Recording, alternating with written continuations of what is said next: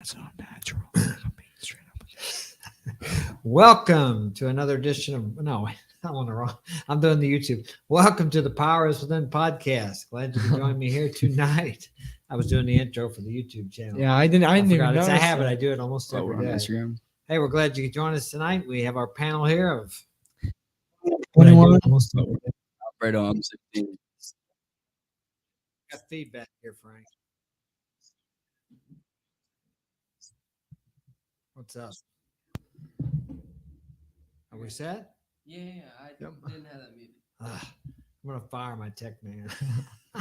Anyway, we have a special guest tonight. We had a little trouble last Saturday with the internet, so hopefully we've had 2 dry runs this week to make sure everything was okay. And the company was working on the internet 2 days this week. We were shut down for quite a few hours, so not just because of us, but maybe that was part of the reason we had problems last weekend. Let's hope it is. And we got a special guest, Lawrence D. Adams. We're going to talk about inner game.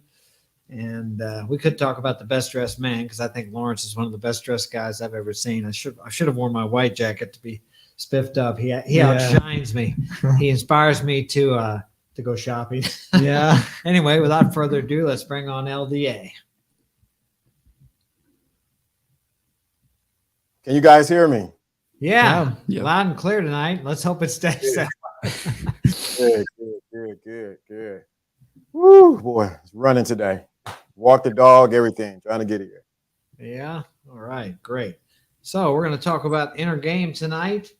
And I know you speak a lot about that more than a lot of the creators. And that's one of the reasons I wanted to bring you on because that's and I don't mean just inner game in respects to women, but in life. Because for me, I believe everything begins on the inside and the outer world is just a reflection of what's going on inside of us. Correct. I completely agree. It starts within first and then without. I think a lot of times we don't realize that whatever's going on in your inner world controls your outer world. Your inner world is only a projection of what's happening on the outside of you. It's cutting out again. Is it the I'm internet? cutting out. No. Is it me? It's not as bad as last week, though. I think it might be the mic. Have you used that mic before? Has it worked? For me? Yeah, I used it last night. Can you hear me? Yeah, it sounds clear now, but when you move around, for some reason, it changes. Yeah, I might be my lapel. I might need to change it out in the studio. So here we go. Can you hear me now? Pretty Is good. that better? Yeah. Yeah, sounds good. Okay, good. I think. Well, Better? Yeah, it stops. It's going in and out on you, I think. No, that's Yeah, I just haven't said anything. You should be able to hear me. The camera's delayed for him. Oh, it's a delay. Yeah, it's just I got a delay, so I got to figure that out. Okay, well, go ahead. So, so I said it starts. So with inner game, it starts within first, and then it is projected out. And so, what a lot of people do is try to go in the outward world and try to change things without changing their mindset of who they are. Mhm. Cut out for me. Yeah.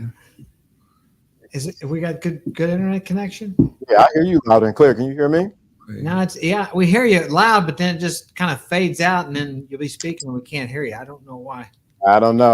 I was just live last night. We gonna do this I broadcast today. think we're jinxed. I don't know what's going on. No. You should be able to hear me loud and clear. Can you hear me? Yeah, I can hear you when you talk, and then for some reason it just disappears. Make sure everything is down. I got all my levels up. It should be good to go. Yeah, I mean, like Looks right pretty there, I good heard on you. the, yeah, it looks good on the thing. Well, let's try again. It's too powerful of two great minds coming together, you know? I guess. Yeah, that could be it. yeah. It's too powerful for the internet, you know?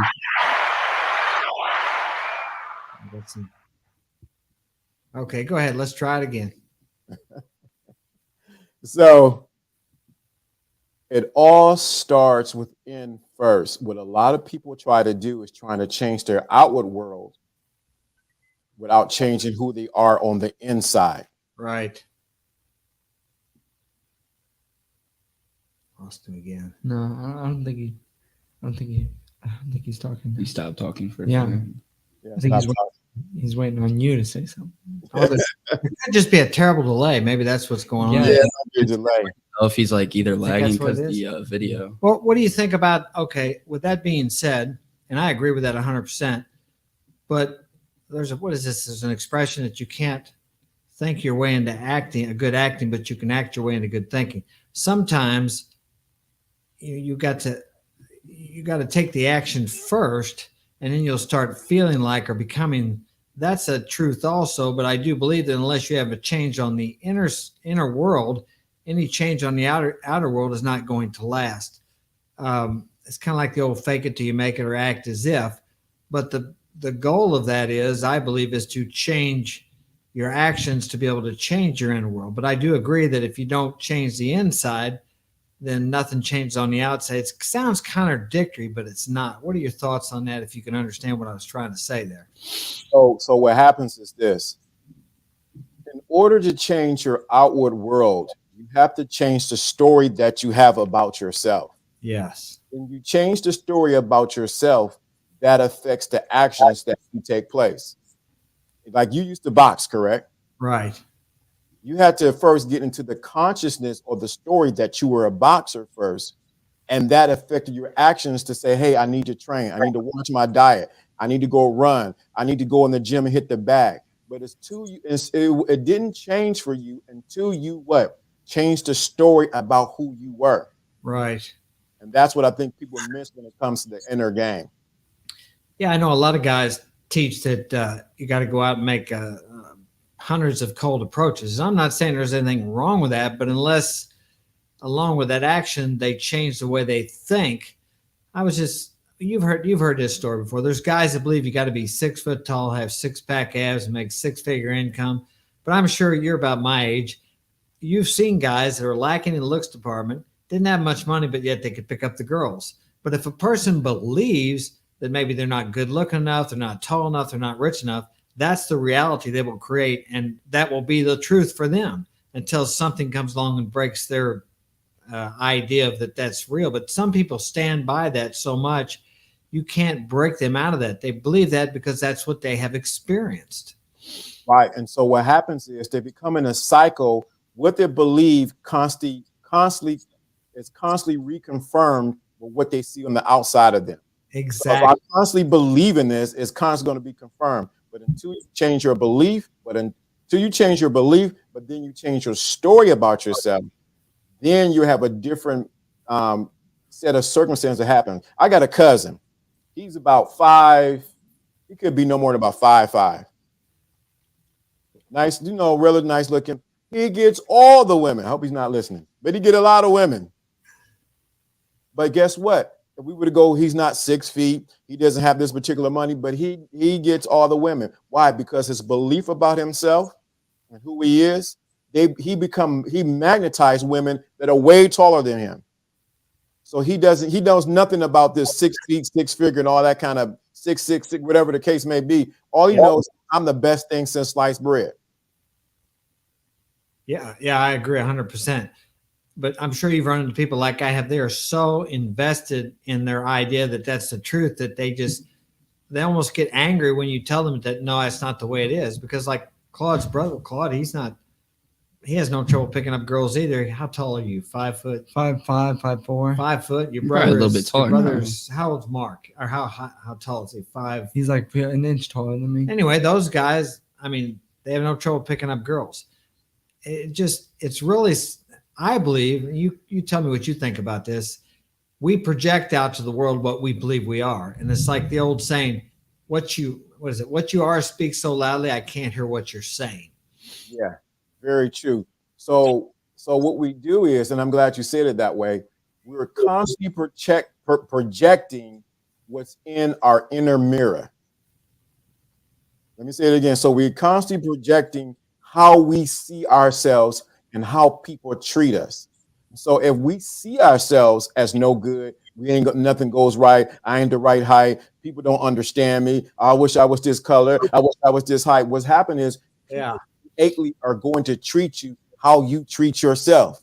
Right. or how you see yourself. Yeah. We teach people how to treat us. That's true. Well, how do you think, and I'm sure you're aware, as I am, that a lot of these beliefs were created before we were 6 or 7 years old from what the people who are authority figures around us, or mom and dad or whoever, told us. We heard certain things, some of them negative. There's very few kids who grew up in an extremely positive environment. So once we get to a certain age, we got to quit blaming our parents and decide we want to change our beliefs because we want a different result. So how does a person go about doing that? How would you suggest a person do that? So you're right. We do get those beliefs before we were born. So it's social conditioning. So what we have to do is we have to first identify that we have this belief. You can't not unearth something if you don't know it's there. If you don't know it's a golden shovel in your backyard, how can you unearth it? So a lot of people have beliefs inside of them that they don't even know they have, but they're on autopilot, or their subconscious is just moving through life just as it is. So what you have to do is identify it first, then ask, does this belief that I have about myself or about a particular situation or about a particular environment, is it true? If it's not true, and then let me change the story around that belief. So let me give you an example. If I believe that, I was just talking to a therapist just early before this show, and she was saying that, I have this thing about money charging. So she has a story around money that's stopping her from actually making more money because it's a belief that she has. Right. So you change your story around money so money can come to you with no problem. Opportunities will show up once you change your story around money. Right. So let me say, Tracy, Douglas in the chat, welcome. Glad you could join us. If you have any questions, and Abdel, glad you're here. And I make music. Good to have you. So how do you change that story? How would you suggest someone change their story? I have my way that I go about doing it, but what way would you suggest to someone who wants a different life, who wants to change his story? So what I personally do, I do prayer and meditation. So I begin to see myself a different way. And then I also do affirmations, but my affirmations are not like everyone else's. I don't affirm I'm going to be a millionaire. I'm going to be a millionaire. No. Or I'm the best thing. No, I affirm that it's already taken place. Right. I always affirm in the past tense. The reason why you affirm in the past tense, because if you're saying I'm going to be a millionaire, that means it's always in the future and you'll never get there. Right. But if you affirm in the tense of past tense, that means it's already taken place, and your mind doesn't know whether it was true or whether it's false. All it knows is saying it's already taken place. Let me get him to that place. Get him to that place. Right. So always affirms in the past tense. Yeah, it sounds like to me you've practiced visualization, and also, as you said about the mind doesn't know. When you practice visualization long enough, the memory of that scene, whatever it is you're visualizing, usually for me it's something I desire, becomes the same as a memory of something that really happened, and actually can even become more vivid than that. And the subconscious mind, which whoever they are, they say directs about 95% of our actions throughout the day. We think we make the conscious decision, but it's actually made before we ever even take the action. So, and another time they say this is good to do is right before you go to sleep, is to think about your life as if it already is, and the past tense too, to have conversations. I don't know if you've ever read any Neville Goddard, but he talks. That's my favorite. Yeah, I love him. I've read and listened to some of his books over 100 times. At Your Command is one of my favorites. I think that's the first one I read. But to talk about it in your mind as if you're talking to someone, you can see the expressions on their face, as if it's already come to pass, like it's past tense. And it becomes like a memory of something that actually has happened. And in a way you don't understand, it will come to pass through what they talk about bridges of incidences. I'm sure you've heard of those. Very true. And then just the other thing side of it too. So many times people would do all those techniques and things like that, but they always, and I've been guilty of it, we don't get the feeling that it's already done. So I did it. I've used it many times, but I get into the feeling that it is already done. So what I'm working on now is a particular I'm seeing it take place, but I'm hearing my mother say, congratulations. And Right. I'm getting to the feeling like, wow, I feel my mother saying, congratulations, you did it. Once that becomes embedded in my mind and in my subconscious, it is a done deal. And I no longer have to go and think about it or meditate or visualization or things like that. Once the feeling is, you have the feeling that it's fulfilled. Why would you desire something when you already have it? I don't desire a microphone because I already have a microphone. Right. It's Yeah. getting to that place. Yeah, it's like planting a seed in the ground. I'm sure you probably heard this analogy. You go out there and plant it. Of course, you have to water it, but you don't go out there every day to see if it's growing or dig it up to see if it's sprouted yet, or you just kind of got to let it go. And in a way you don't understand or know, then that seed will come up. Now, when I spoke about the bridges of incidences, what I tell people about that, and you can tell me your thoughts on this, is these opportunities will arise.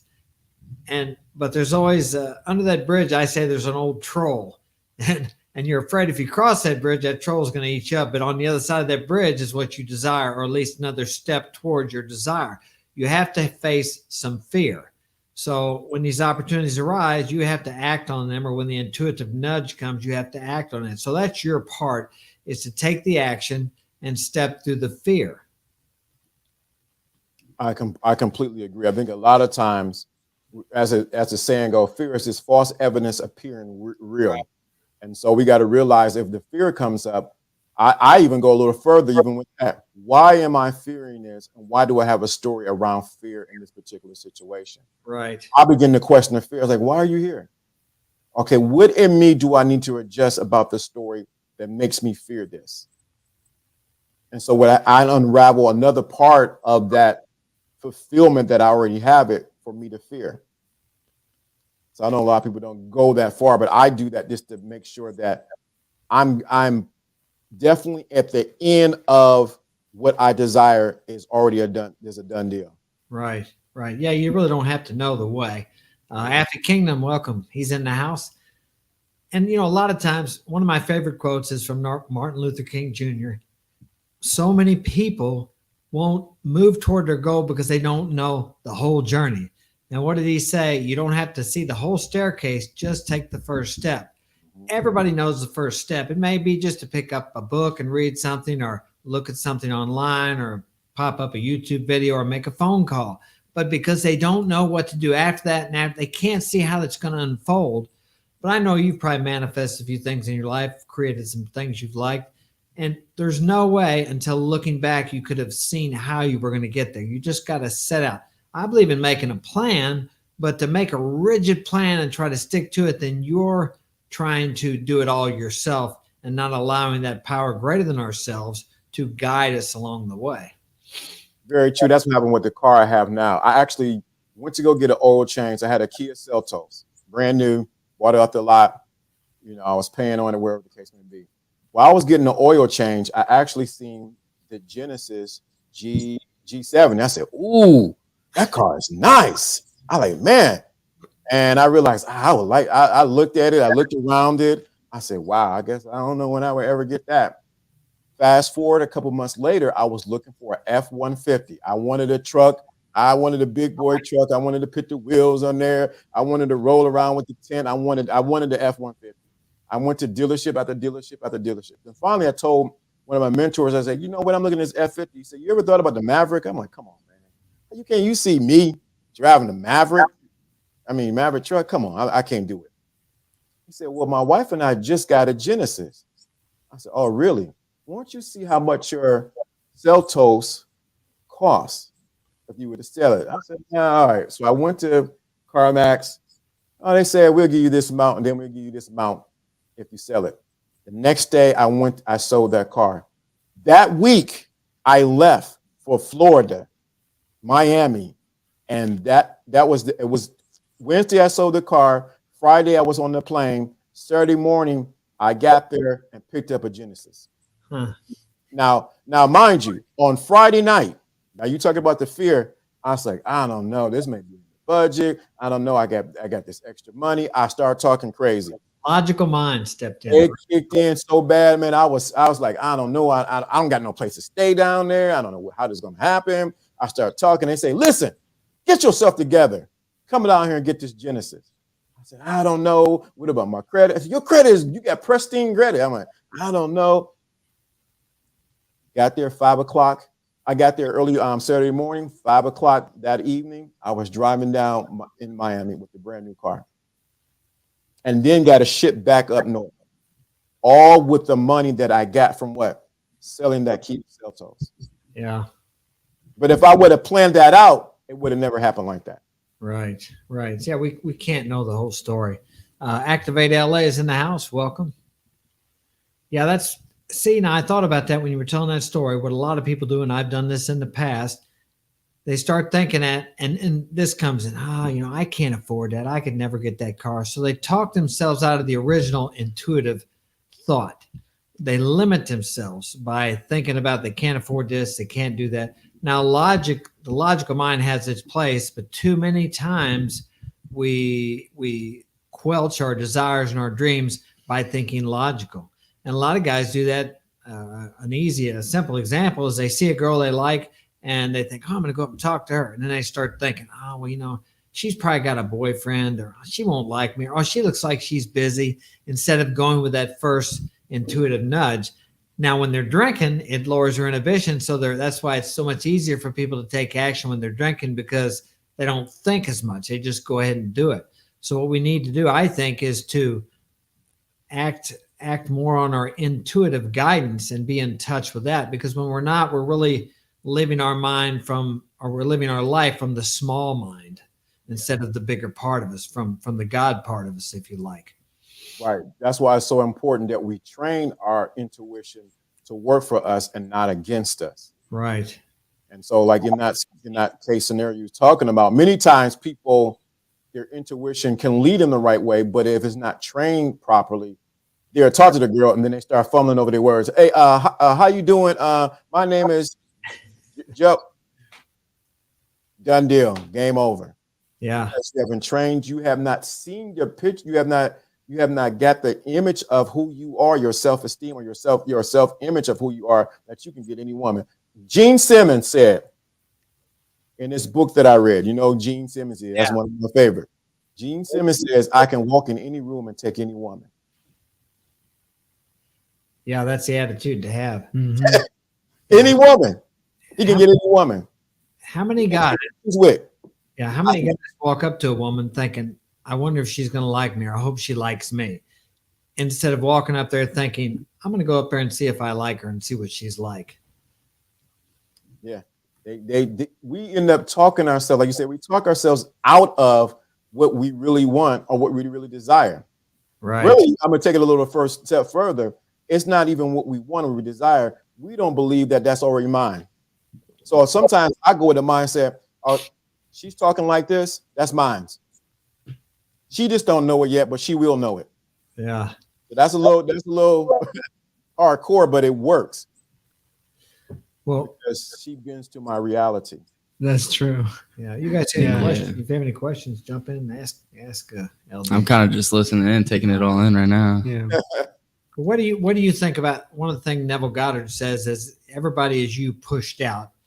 How does that, and I tend to believe that I haven't quite grasped what that means, but I know that people reflect back to us what we are. And I've learned that if someone annoys me, or if I admire something about somebody, I'm seeing myself in that person.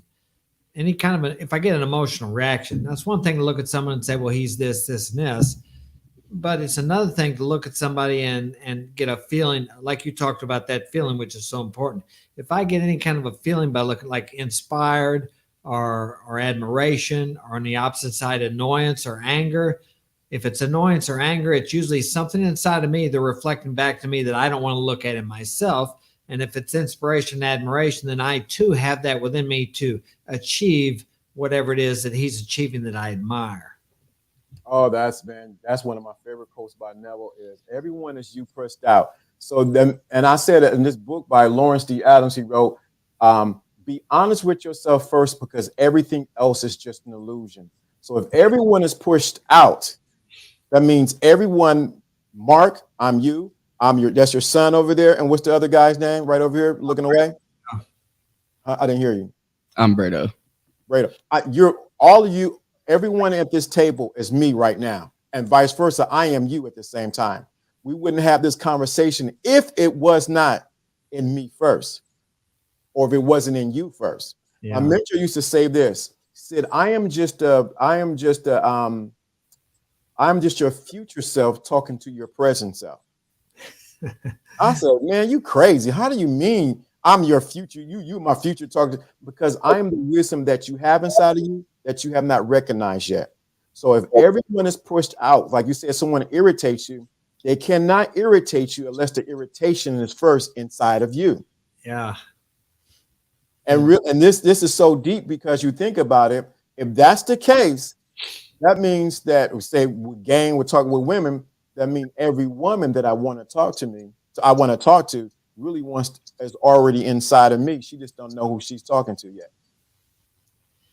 Yeah, and I tell you, that's a tough pill for some people to swallow, because and I've dealt with it. Of course, I've been in some relationships, and you find yourself with another woman, and actually she's the same as the one you had, except she has a different face. So you got to ask yourself, and if you're in a bad situation again, or you're breaking up with her, it isn't going right, you got to ask yourself, okay, what is it in me that attracts this? Especially if you're looking at her thinking, she's messed up, or she does this, or I got another bad one. Well, there's something in you that you're drawing these type of people to you. I see a lot of this online about narcissists. Oh, everybody's a narcissist. Well, I think a lot of times they claim they're a narcissist when they're not a true narc, because they get angry because somebody breaks up with them. But okay, if that's the case, and I've drawn a couple of those to me, what is it in you that is drawing this person to you? What do you need to change instead of blaming them? They're terrible. They're going to ruin you. Because blame doesn't do anybody any good. I brought that into my life to teach me something. They said the people that bother us the worst or annoy us the most, they are our best teachers. And that's the truth. A lot of people don't want to accept. You almost have to take the word blame out of your vocabulary if you want to grow and if you want to have a better life. Very true. That's the reason why most people, religious people, are not going to like what I'm going to say right now. There's no difference between Judas and Jesus. They're one and the same. Because Jesus picked what? Judas. True. Yeah. It can be no Jesus without Judas, because Judas sold him out so that he could get to fulfill his purpose. So why would you get some? So they're one in the same. And I think a lot of times we don't realize, we think there's an enemy out there, but the real enemy is within us. That's why everyone is you pressed out.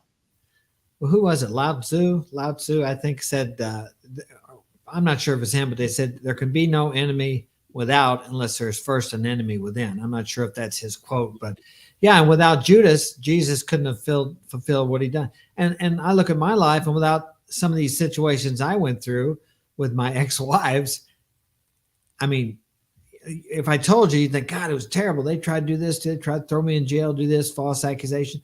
But I look back on that now, and I'm grateful for it, because without that, I wouldn't have gained the humility that I have today. I'm still kind of arrogant, but better than I was.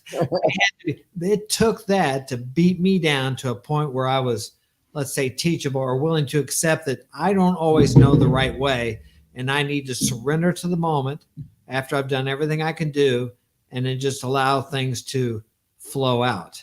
Is where we're taught, or I was taught, by God, you got to go out there and make it happen. If it's going to be, it's up to me. And there's some truth in that. But when I start forcing my will upon other people, and I'm getting frustrated and I'm frustrating other people, then I'm into just my will, and I'm trying to do it all. And now you can't accomplish some things like that, which I did. But in retrospect, I would have been better off maybe if I hadn't accomplished them. So there's an easier way to where I'm not having to do it all. And even some of the greatest people like Einstein and some of these intelligent geniuses will talk about getting wisdom and inspiration and guidance at Tesla from somewhere out there, universal mind, God, universal intelligence, whatever. And you have to get out of the way to allow that to come in. And that's difficult. It's been difficult for me. I can still get back into self-will. Yeah, it's very tempting to do that. Like even with your ex-wife, because I have an ex-wife too. That means on some level, I chose her to, I chose her to be a part of me, because she's just a reflection of me, to go through the things that we went through. That means I can choose to have a better experience with another woman, but I have to first check within me why, like you said, why am I choosing this type of woman? why I keep choosing. That's why I laugh at all these guys complaining about women online. Why are you what? Oh, the women did this. She took my money. She's a gold digger. All these women are for the streets. They feel that. That means on some level, you're for the streets because you keep choosing the woman that's for the streets. Right. Yeah. She couldn't show up. She couldn't show up unless you invited her there. Even if you didn't invite her consciously, Right. subconsciously, you invited that woman who's from the streets to deal with you that way. Yeah, it's always like people whenever they say they want like the crazy girl, it's like you want the crazy girl until she starts going crazy, then Yeah. you don't want her. Right. Yeah. I always find the crazy girls are a lot of fun in bed, but the other side too is kind Yeah. of difficult. Right. But yeah, there's a lot of guys want to blame women, and here's the deal: women are women, men are men. Wouldn't it be boring if women were the same as men? And it's just I don't want them to be like men. But unfortunately, here in the States, and that's a whole other topic. A lot of them are raised to be career women, to be independent, to be this, to be that. And if you are looking for a traditional woman, it can be challenging to find one. But by complaining about them and saying they're this, and that is not going to accomplish anything. I mean, men and women need to work together. I think a man with the right woman in his life can accomplish more than he can by himself. But a man with the wrong woman in his life, and I've had the wrong one, but I chose her, can go down. She can drag you downhill too. So Very true. And I think that's a part that we don't want to take collectively in this space is that we're responsible for who shows up in our life. exactly. And it's easy to point the finger and say it was her versus saying I chose her to be in my life. And I can say that looking at the number of women that I've talked to, that I say, oh, yeah, I chose that. And I, on some level, may have sabotaged even the relationship when I look at it. Not saying I'm excusing for her part. I am Right. not doing that. Yeah, they have their part. Yeah. But I have to think, wait a minute, what in me decided for me to go on this journey with her and to go the route it did? Once Right. I do that, and I address it and correct it, guess what happens? Now in the next relationship, she doesn't show up in another form in a different face. Right. Yeah, and unless we do that, we are doomed to repeat the same thing over and over again. Actually, the last girl I was dating, she was from Colombia or lived in Colombia, South America. And before we broke up, I was laying there talking to her in bed, and it wasn't arguing, but we were discussing. She says, "Why don't you just leave?" And I hadn't left at that time. I said, "Well, because if I do, I'll find myself 6 months or a year from now laying there having the same conversation, but she'll just have a different face." It's like, yeah, because there's a reason you're there, and there's a reason you keep running into the same problem because you haven't discovered what that situation was. And even though that was painful for me to go through that, I learned more about myself because I don't know about you, but when I hurt inside, I'm looking for answers and I'm searching for wisdom more so than I am when I'm not hurting. I'm constantly looking and trying to grow, but not near as much as when I'm going through some pain and suffering, whether self-inflicted, which it usually is, but that is a blessing. I mean, it doesn't feel like it at the time, but it is. Yeah, it becomes a wake-up call to say, hey, do you see what's going on? You did this. You're like, no, but I didn't. I'm feeling bad. I want to get rid of the pain. No, you're the one who caused the pain. Let's deal with it and unearth it. And a lot of times, a lot of men do not want to deal with the self-inflicted pain that they cause because it's easier to cuddle ourselves and say it's someone else instead of us looking in the mirror and said, you are the one who did this. That's why it's so easy for me to attract people in my life and actually exit people out of my life. Why? Because it all starts here. It's easy. Yeah. And too many people are, I mean, don't get me wrong. When something goes wrong, my first my first reaction is to blame. But then I realize that, once I get over the emotional, I realize, hey, this isn't going to do you any good. What did you do to create this? Why are you here? What do you need to learn from it? And I know a lot of guys complain about, oh, she's got daddy issues. Well, I would say a lot of men, I've dealt with myself, have mommy issues. You ask them about their mother, you'll find out a lot of guys end up with a woman that is very similar to their mother. Even if they say they hated their mother or the relationship between their mother and father was bad, if they will look, they'll find that their relationships are very similar. because they grew up. When you're a kid, that's their mom and dad's supposed to love each other. So whether they're fighting each other, hitting each other, giving the cold shoulder, or whatever the dominant attitude or format of the relationship is, you think that's love. So unless you become aware through relationships that don't work out, you recreate that, trying to, I don't know if you're trying to fix it. I'm not sure what the psychological thing is, but you recreate because if to you that's love, that's the way relationships are supposed to be, whether they were any good or not, but that's your idea of what love is. So even what you just said, in the context of what you said, that means that a lot of men needs to deal with the mother that's inside of them.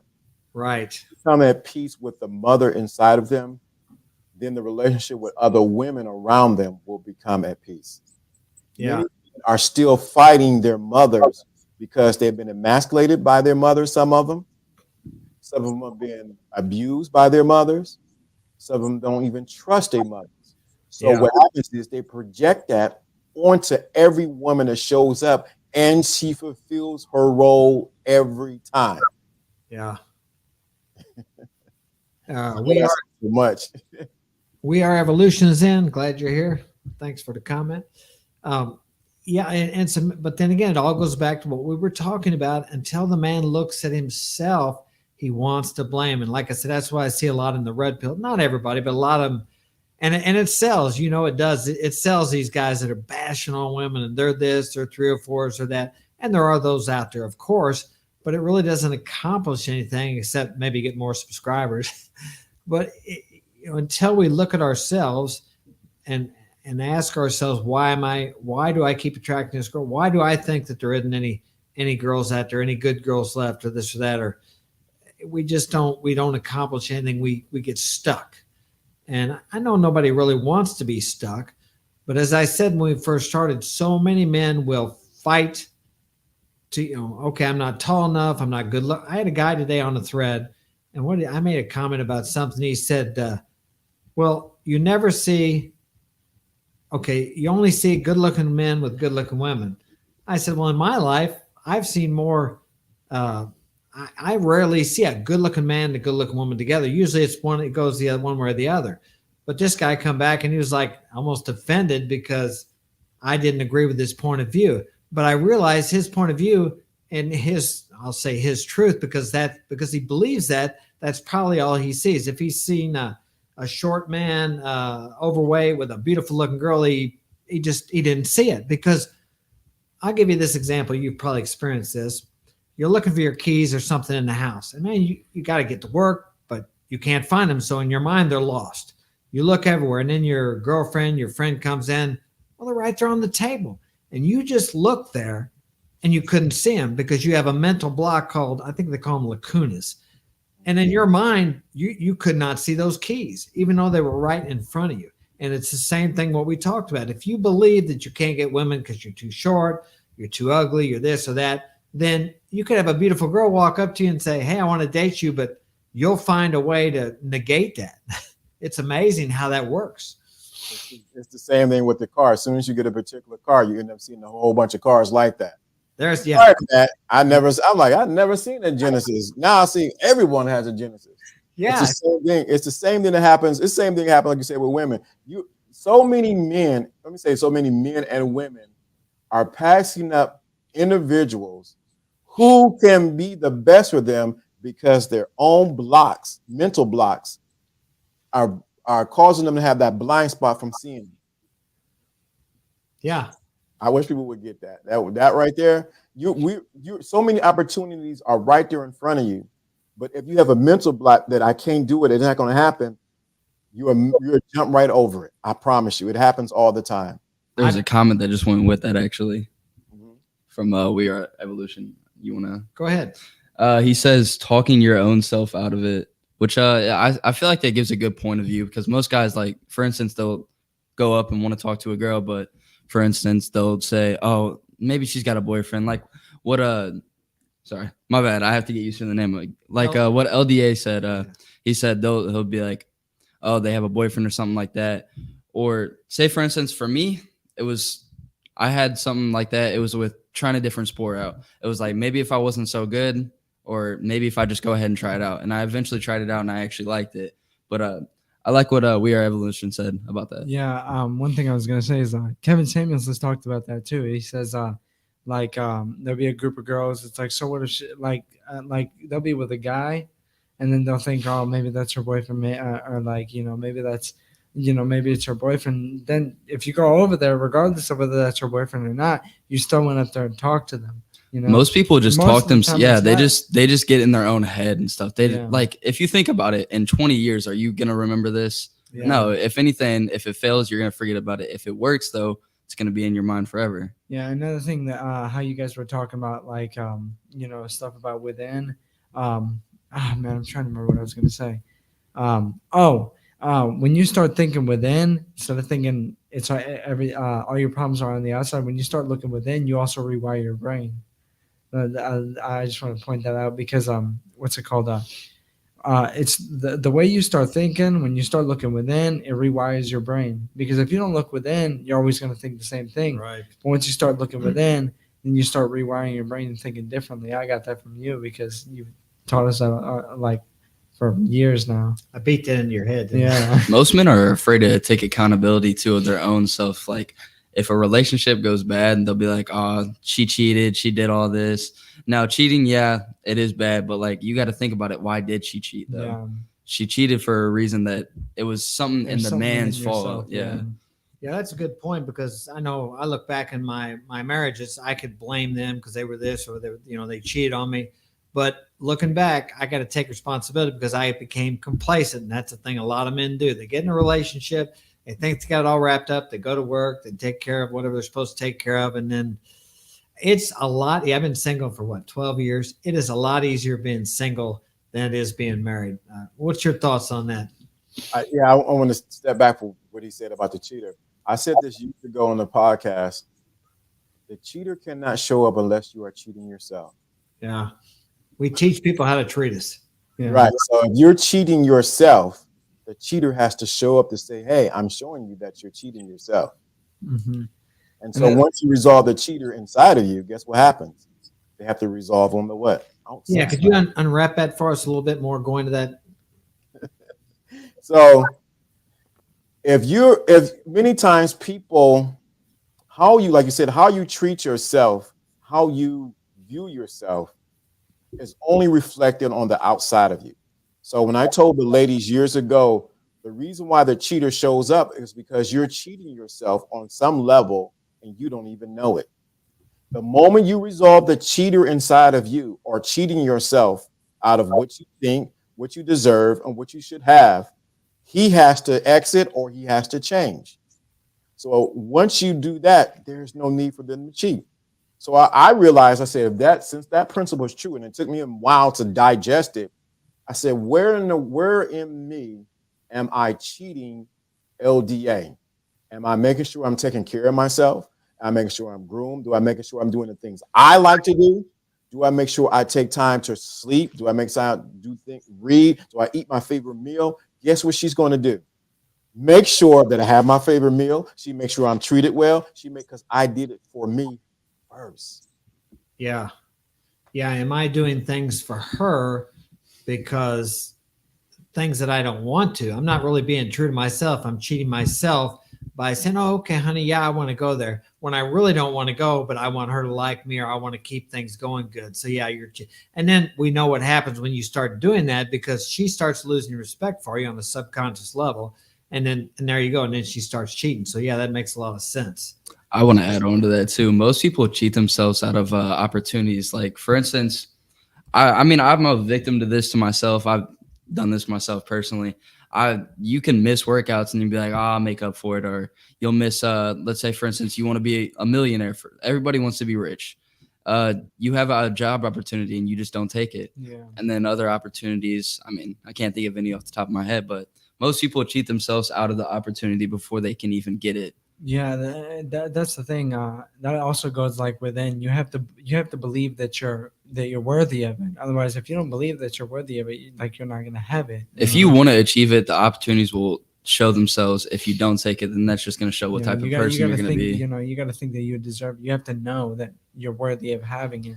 Yeah. Well, speaking of that, I know there's a kind of a masculinity issue here in the U.S. now. You're about the same age as me, I'm sure. I might be a little older than you. I'm not sure, but I grew up in a time where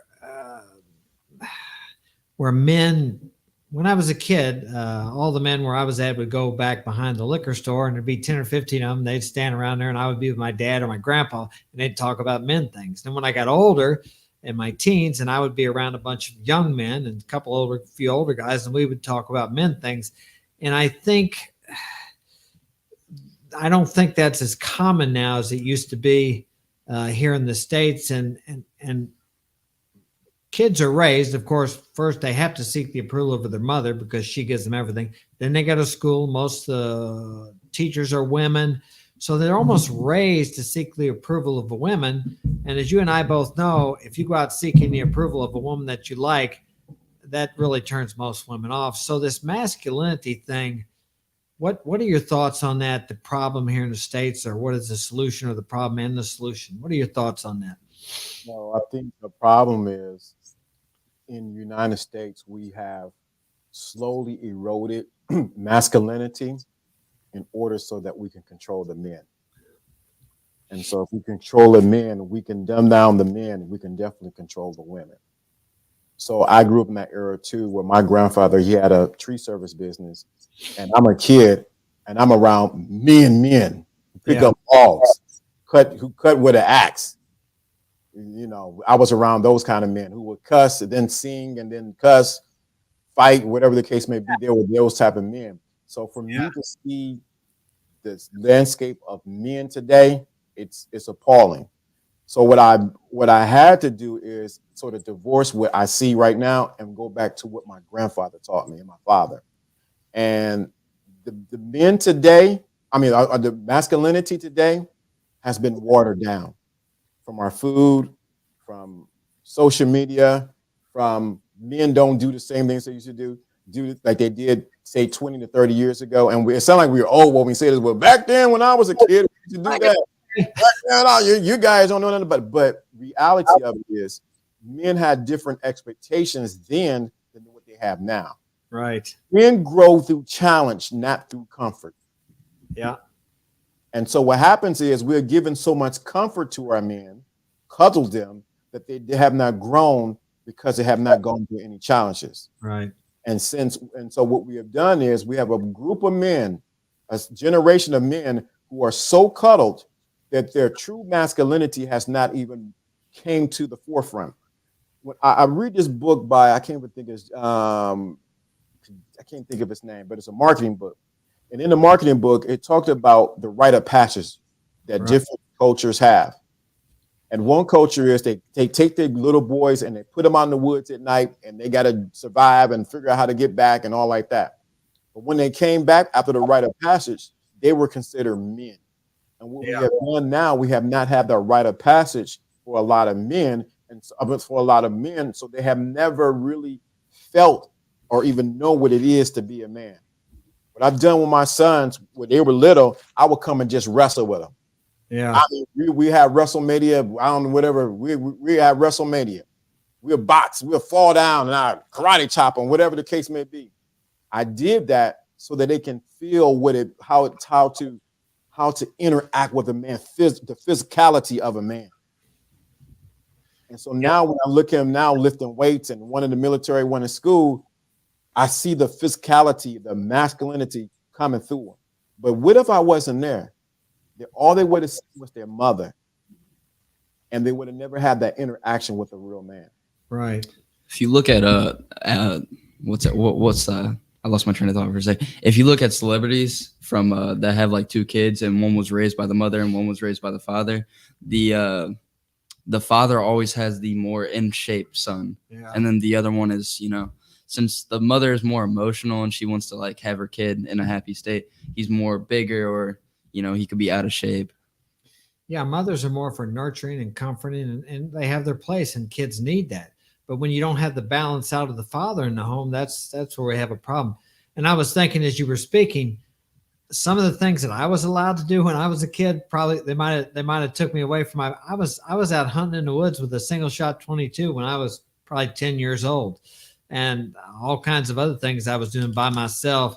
Where nowadays, climbing trees, I mean, I haven't seen a kid climbing a tree for I don't know how long. I'd walk out in the woods by myself and the creek and build dams and drink out of the spring and just do all kinds of stuff. Nowadays, kids don't really have or they don't do that, and they got to wear helmets to ride bikes. And there's nothing wrong with that, but we're so safe. And like you said, we're so safe and coddled, and there's so much pleasure available. We don't grow. I mean, I actually had somebody tell me a while back that, well, you don't need adversity, you don't need challenge to grow in character. I still need that to grow in character. I have dreams and goals, and when I go through character building times, which I went through one here the last 2-3 months, I know that to reach and achieve and maintain what I want in the future, I have to go through this. Otherwise, when I get that, I will sabotage it because I won't be able to handle it. How many times have we seen athletes and different people who just rose all of a sudden because of their talent and their character did not go with them? And we see what happens. We need that character building, but I don't like it anymore any more than anybody else does. But I realize how important it is, because years ago I had a little local fame in boxing. You know what I used that for? Used it to get laid, to make myself look good. And it all come crashing down when I was about 30, which turned out to be a good thing because I wouldn't be here today and I wouldn't have looked into myself all these years. But that's what happens to people when they get the success or whatever it is without the character building process to start with.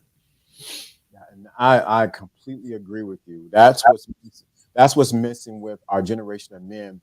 They have gotten everything, but they haven't earned it with a price. There's a price. Think about it. Last week, the sound wasn't working right, the internet wasn't going right, this wasn't going, the lights weren't going. You couldn't hear me, I couldn't hear you. That is the price we pay to come back the next week and say, let's try it again. That's character. Some YouTubers, some people would have been like, oh, forget it, no more. But that's the price. People don't know the price we pay behind the scenes to create something like this. That's why when we talk, we have weight to when we talk about something, because we have experience and not just knowledge. Right. Yeah, another thing I was gonna say about that is it's like for example in boxing, if you want to fight and all that, it's like let's say for example you want to fight, it's good that you win that fight, but it's like if there's no challenge, it's like there's no reward. Like if you get it handed to you, like let's say you want a belt in a professional fight, if you just get it handed to you without winning a fight, you don't value it. There's more value in the challenge than just get it handed to you.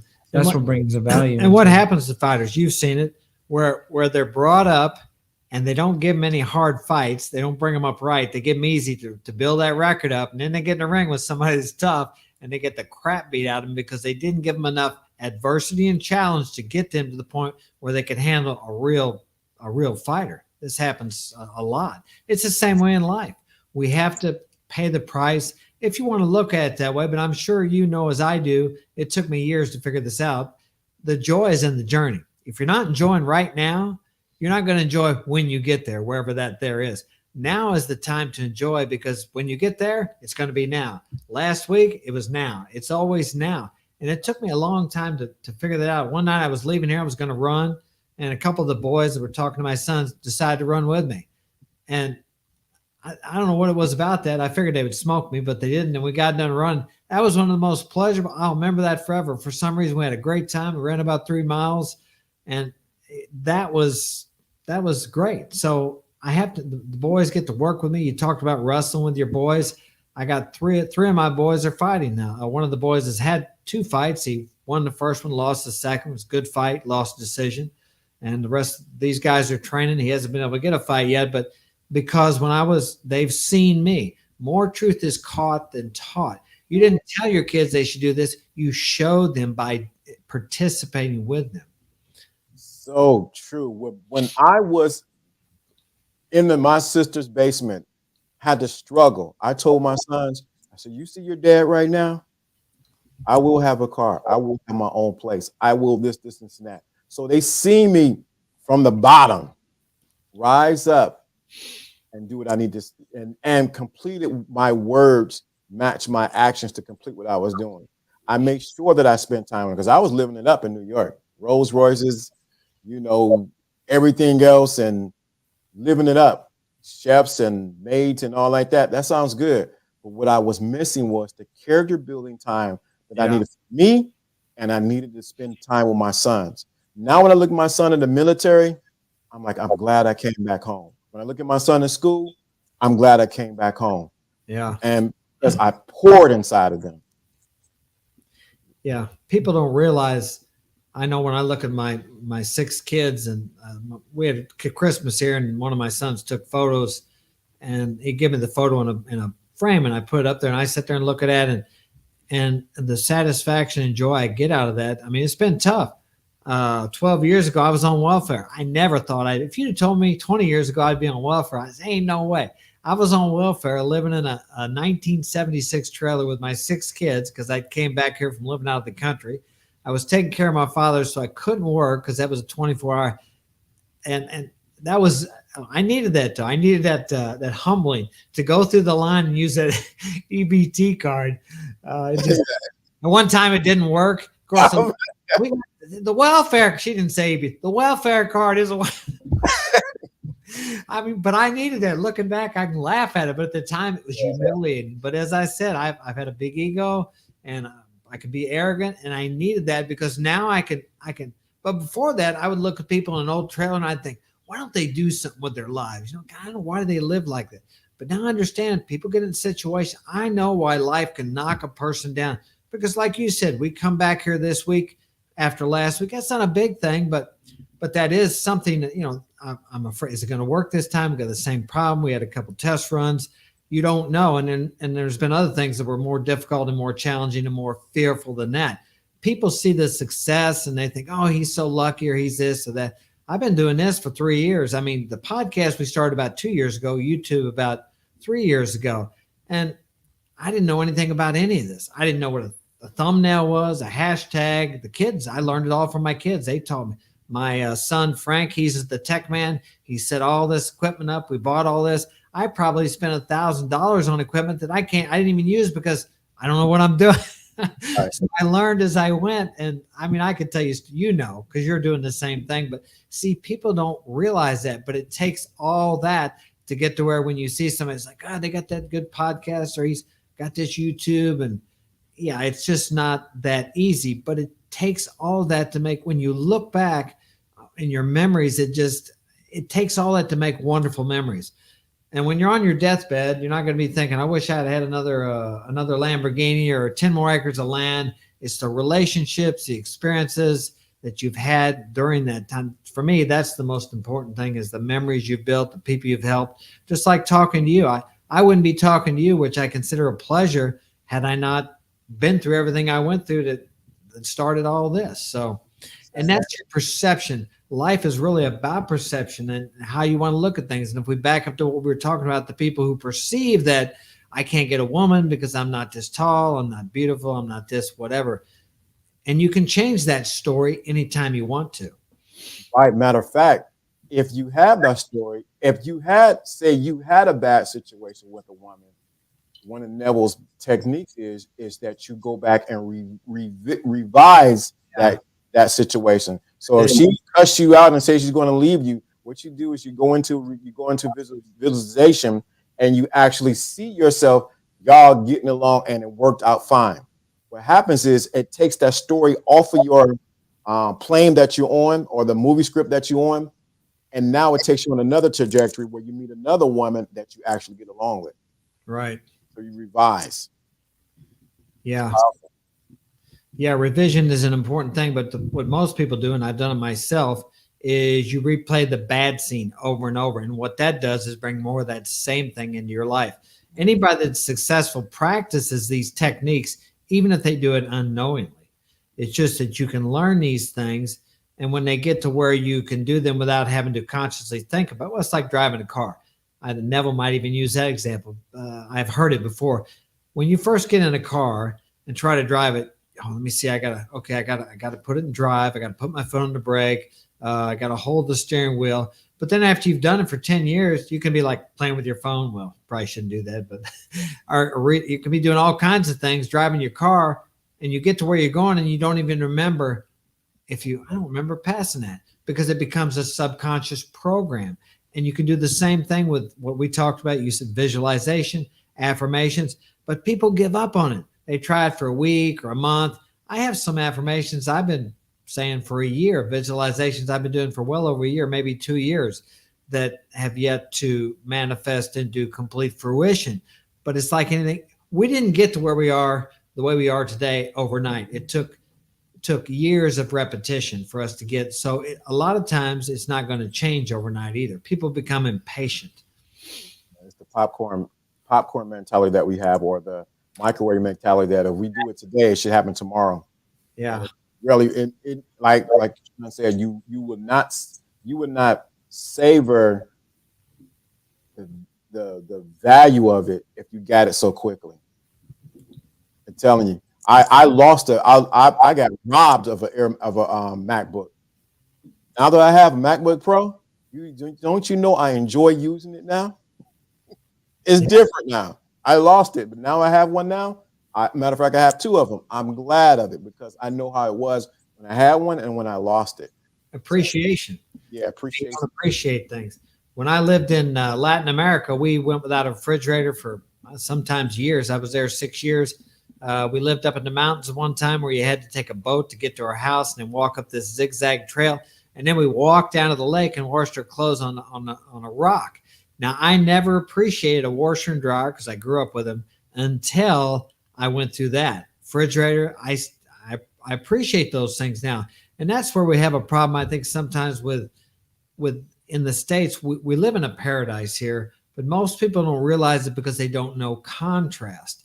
85% of the people don't live like we live here. What is it, like 60% of the people in the world don't even have toilet paper to use? And then when we had our last 2 or 3 years of this thing that went on, people were like flocking the stores to get toilet paper like they couldn't use a wet rag or something. So that's where we've got to here. Yeah, that was crazy. Yeah, so that's why the appreciation is definitely very valuable. And there's also too, one of the things with the inner game is that once you do the act, you visualize that act at the end, and you see yourself in it. You're not looking at yourself, but you're actually in it. Right. Is to actually be grateful that it's already taken place. When you're grateful and like, oh, well, I'm so thankful that this is taking place, even though in the natural it look like it hasn't. What happens is then the bridges of incidents begin to open up and happen for you because in your mind you say it's already a done deal. Right. But if you already had it, wouldn't you be grateful then? Well, you already have it because you have it now, so you need to be grateful now for it. Yeah, appreciation for what you have draws more to appreciate. Whatever we focus on grows in our experience. That's like comes to money. A lot of people talk about, well, I said, well, you got to focus. If you want money, you got to focus on having money. And people say, well, I think about money all the time. Yeah, they think about how they're going to pay their bills. More, what do they say? More month than money. We never have enough. I can't afford it. I heard some of these while I was growing up too.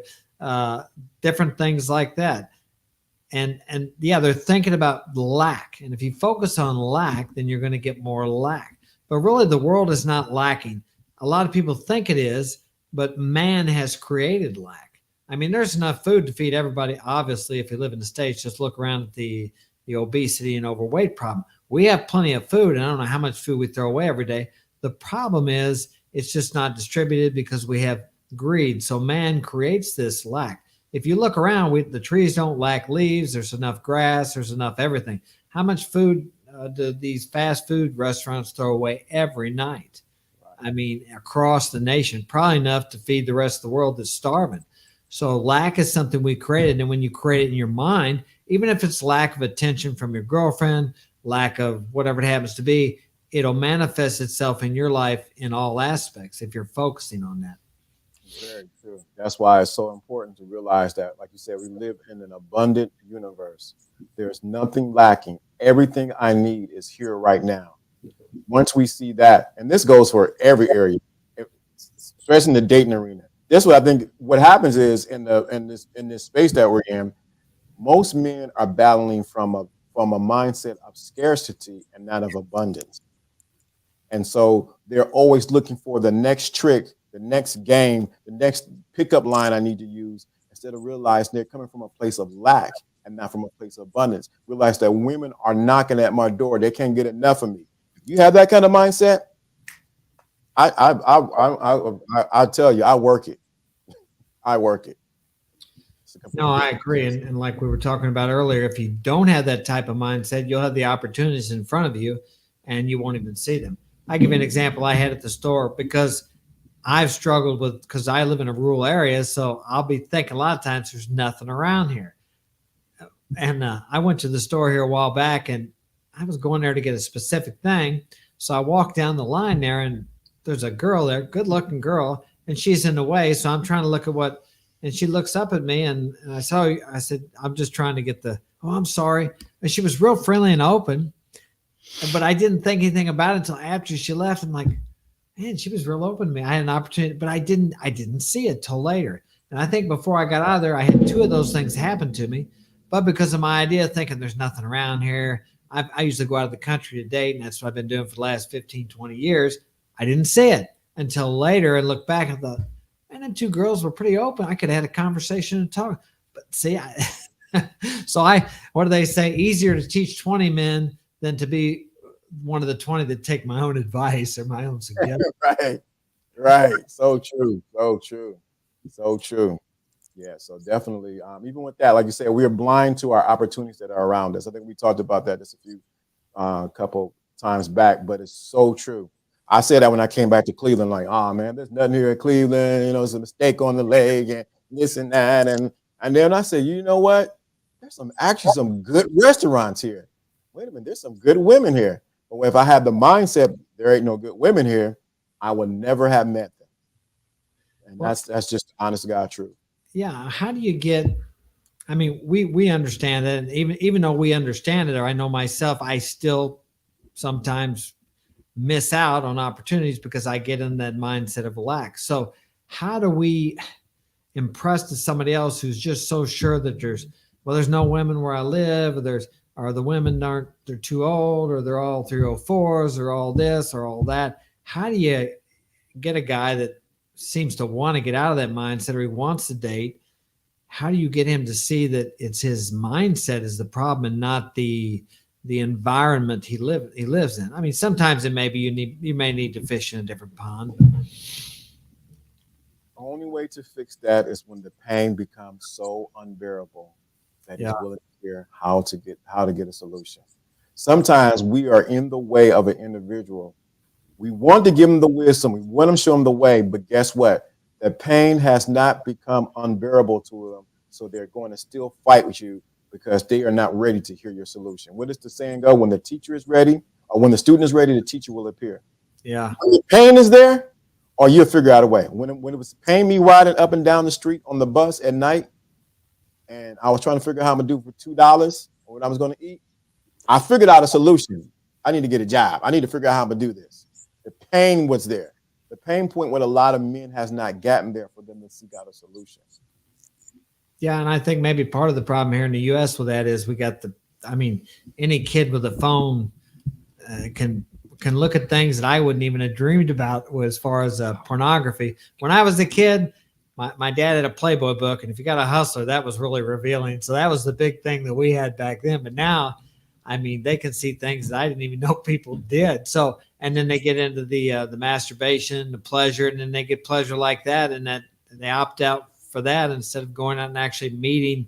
And we have a lot of this. I've talked to some guys about social anxiety, and I say, just would go out and talk to the clerk, talk to everybody, talk to the old man, the old woman. Don't wait until you meet that girl that you think is just great to talk to. And then, because I can talk to anybody anywhere in the world, even if I don't speak their language, I've communicated with people. So, but I talk to everybody. The kids used to hate going to Walmart with me or the grocery store because I end up stopping and talking to people for a long time. But I like to communicate with people. And what is the old thing? Everybody's favorite radio station, WIIM. What's in it for me? Ask people questions about themselves and be sincere.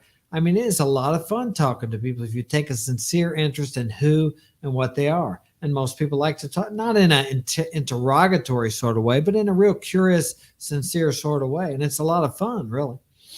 Yeah, that's one of the things I think that's robbing this generation is their inability to go out there and actually meet people. Go Yeah. out there and talk. Just, hey, how you doing? Hey, what's your name? Boom, boom, boom, boom, boom. I like your dress. Oh, I like your shoe. I don't mind complimenting another man. All right, man, I like your suit. I like that. Oh, I like their shoes. That's doing it. Those things right there builds your social muscles. So Right. you do, like you say, when you do go out there and talk to a woman, I didn't talk to everybody in the room. You just another person. You're taking them off of the pedestal that you're putting them on because you know why? You didn't talk to everybody else. She's Right. just a normal. She's just a normal chick. That's the problem most guys have because they put the woman in their mind on the pedestal, and they like he was saying, you think she's unattainable. When really she's like, I've been waiting for somebody to talk to me. Normally, the prettiest girls in the room are waiting for the Exactly. guys to approach them. Yeah. And a lot of times they don't get approached Mhm. because everybody's afraid to approach them. Nope, that's how I win. I was going to make a point about what was that? I lost my train of thought. You guys got any questions? No, but one thing I was gonna say is what's it called? I was talking to Brandon one time because he was asking me for some advice. I was like, if you want to, what's it called? If you want to make it easy to talk to the girl that you're into, that everybody puts on a pedestal, it's like learn to talk to the ugly chicks, learn to become friends with other pretty girls. Talk to every girl, and then eventually Yeah. you'll get so used to it that you'll walk up to the girl that you're into, and it'll be easy. And look where I'm at now. Yeah. Yeah, it's easy to do. I mean, rarely have I ever had anybody. I think the last time I had somebody kind of act like he didn't want to talk to me, I was at the airport waiting for a flight, and I sat down in the seat. There was a girl there, and I didn't sit right in the seat beside her. She was in one over, and I didn't know if she was by herself. But then another man came over. I assumed it was her husband. So he sat down, and I started talking to him, but he just gave me one word answers. Now he didn't want to talk. That's rare because I've talked to people in airports everywhere. But here's the deal: it's nothing personal. Who knows? Maybe they were going to see his mom who was dying of cancer. Maybe they're coming back from a funeral. Maybe they're having marital. You have no idea what's going on. So what happens, I think, sometimes people take that personal, and there's nothing personal about it. You have no idea what's going on in their life. Same way with a girl. I mean, it could be her time of the month. A lot of times, women sometimes I've gone out and been married and they say, don't listen to me. It's my time of the month. They'll be going saying crazy stuff. So you just never know what it is. Right. Very true. That's why I'm so big on. I got my sons doing the same thing. Just go and talk. It don't have to lead to anything. Go Exactly. and have a conversation. Once you do that, you take the air out of the balloon, and that's what we need to do. Yeah. I know I was going to make a point on. You were talking about people going out and talking and meeting people. And like, this is great that we can talk to you like this, but there's an energy different when you actually are around people physically in person. And like you said, the younger generation's kind of getting, with all this social media, they think that talking like this is the same as being in person or messaging. I like text messaging for some things, but I didn't know anything about it. And I dated this girl, started dating her about 5 years ago. And I made all the mistakes. I made long messages. I answered right away. I did all that stuff because I knew nothing about it. But after I broke up, I studied it and found out I don't particularly like it. Sometimes it's good for business, but you have to be very careful what you say because you're saying it with feeling and emotion, but they're not getting that. I prefer to use voice messages when I'm talking to people a lot of times because at least they get the inflection, the voice, the tone, and all that. Because what do they say? 85% of communication is not the words, and you lose that when you just use text messages. I know there's a lot of people out there that school guys on texting and all this. I've talked to guys trying to help guys, and they'll be telling me about this relationship they have. And then I said, well, have you ever met her? Well, no, we just been texting for about a week. I'm like, you don't know anything about her yet. I mean, and here the guy's all wrapped up in her. That's why, like on the dating apps, we'll text for a little bit. Okay, we got to meet. I got to get you on the phone. Let me make sure your picture look like you look. And there you Okay, go. hey, let's meet. Well, let's go meet in Barnes and Noble. Let's go meet at Starbucks. I want to go to a safe place because you might be crazy and I could be crazy. Let's meet. Yeah. Once I do that, I break the ice dam, smooth sailing from there. Or not, It's cut off. I had it recently. I had to went on a date with yeah. So what's the last? I don't. Well, long time ago. So I went on a date and everything went good. She just disappeared. Guess what? I will not text her and I will not chase her. Right. Won't do it. Yeah. That was time. That's what most kids my age, they always get this girl that they like. And then actually I had a homeboy recently. I'll have to talk to you about that after the podcast. But Claude knows. He had his girl who they were dating for like 2 months. And she was going to Florida with her family and a few friends. And they were at Florida. They did not. My homeboy did not go with him. They were at Florida, and she broke up with him. And he started. I wasn't there with them during that situation, but he was over at his house, and I checked up on him. I was asking him if he wanted to kick it or something, and he was like, "Bro, I've been like going through it right now." I was like, "I don't know if I want to kick it." I was like, "What's up?"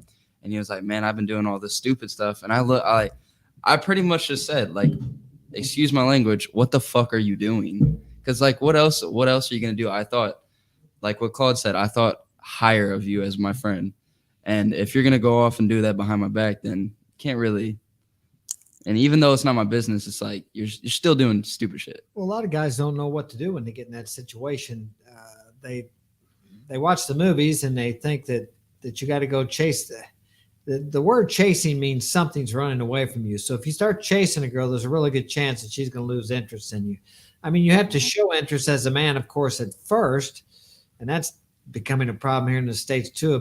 I saw somebody was saying that he got kicked out of the gym because he was approaching a girl in the gym. I'm sure you've probably heard this, Lawrence, about the difference between flirting and harassment. They got a picture of the good-looking guy and the rough-looking guy. They both say that the rough-looking guy is harassment and the good-looking flirting. Yeah, so even in that case, most guys, that's a very good point. Most men have not been taught what to do after a breakup or when the girl ghosts them or whatever happens. Right. So what they do is what do? They start to do like their mother would do. They get emotional. Yeah. Whereas their father would say, kick him in the pants, get over it, boy. Get out there and go do something. Go cut the lawn. Go do something. Get over it. Whereas the mother would say, oh, it's okay, Junior. You're going to be all right. You'll find another girl. And guess what happens? A lot of men are in that place because they've been cuddled versus where a man would say, hey, get it together. I had to do it with my own son. I like this girl. She did this. And he was, I like, look, bro. Look, son, you got my blood in you. Get it together. You're in the military. She's way back here in the States. Right. Or the mother may even tell him, well, go tell her how you feel. Tell her you love her. No. I mean, yeah, you know how that is. The worst. Yeah. The worst. All right. Well, we've been going about an hour and 27 minutes here. An hour and 17 minutes. I got a meeting I'm going to go to. This went by really fast. I appreciate you for joining us. We'll have to do a second round of this. Yes. Yeah. 100%. Yeah, this is great. It's one of my favorite subjects, actually. I mean, I like to talk about women too, of course, but this really encompasses for me everything in life because it all begins within. So, you guys got any last thoughts? Back hurts. No, just more that. Yeah, these young guys, they get sore too. Yeah, so. I'm glad I came on the podcast because I kept thinking when you and LDA were talking, I'm like, man, preach and preaching. I'm not gonna lie. At first, I was like, man, I don't know if I want to go on the podcast. And you walked in the room, and I was like, all right, I got it. Yeah, I got to. Yeah. So, well, Lawrence, do you have any final thoughts and tell us where we can find you? Sure, you can find me on YouTube, Lawrence D. Adams, and on Instagram, TikTok, and Facebook. And also, my last thought is that inner game, it all starts within. So it all starts within. Once it starts within, it will show without. As Neville will say, you meet nobody else but yourself. So that's all that I have to say. This is one of my favorite subjects too. I'd rather teach this than anything else, to be honest with you. I agree. Like it gets me wound up. I'll probably be able to sleep tonight. I get all keyed up talking about this. Yeah. All right, man. It's great to have you. We'll have to do it again sometime.